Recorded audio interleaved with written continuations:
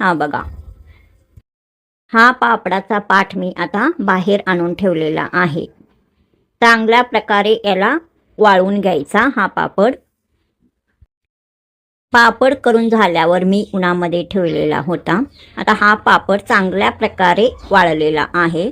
हा बघा, एकदम चांगला असा वरचा भाग वाळलेला आहे। आता या पापडाला असा पलटून घालायचा आहे। हा पापड एकदम चांगल्या प्रकारे वाळलेला आहे। पापडाला एकदम चांगला रंग आलेला आहे। हा बघा, हा पापड वाळल्यानंतर अशा प्रकारे दिसत आहे। हा बघा, एकदम चांगल्या प्रकारे हा पापड वाळलेला आहे। सर्व पापड आता चांगल्या प्रकारे वाळलेला आहे। पापड वाळल्यानंतर असा आपोआपच सर्व पापड वर येतात। तरी पण हाताने असा चांगला हा पापड काढून घ्यायचा।